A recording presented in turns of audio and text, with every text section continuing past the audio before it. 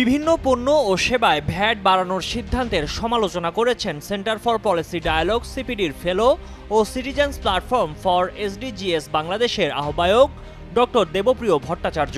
তিনি বলেছেন, অবিবেচকভাবে ভ্যাট বাড়ানো হয়েছে।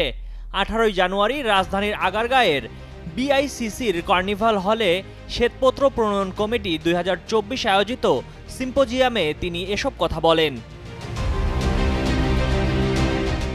দেবপ্রিয় ভট্টাচার্য বলেন, কর সংগ্রহ করতে হলে ক্রমান্বয়ে প্রত্যক্ষ করের কাছে যেতে হয়, তবে প্রত্যক্ষ কর আহরণে কোনো পরিকল্পনা দেখা যাচ্ছে না বলে মন্তব্য করেন তিনি।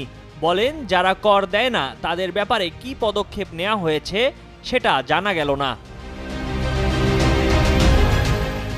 অন্তর্বর্তী সরকারের কোনো অর্থনৈতিক ম্যানিফেস্টো নেই জানিয়ে দেবপ্রিয় ভট্টাচার্য বলেন, প্রশাসনিক ও প্রাতিষ্ঠানিক সংস্কার যতটা মনোযোগ পাচ্ছে, অর্থনৈতিক ব্যবস্থাপনা ততটা মনোযোগ পাচ্ছে না।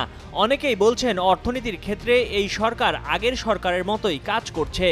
একই সঙ্গে গরমের সময় জ্বালানি পরিস্থিতি আরও জটিল হবে বলেও আশঙ্কা প্রকাশ করেন তিনি। দেবপ্রিয় বলেন, এই মুহূর্তে অর্থনৈতিক পরিস্থিতির স্থিতিশীলতা, প্রবৃদ্ধির ধারা, কর্মসংস্থান, দারিদ্র্য বিমোচন ও সামাজিক সুরক্ষা যদি নিশ্চিত করা না যায়, তাহলে যারা সংস্কারকে গতিশীল করতে চাইছেন তারা ধৈর্যহারা হয়ে যাবেন।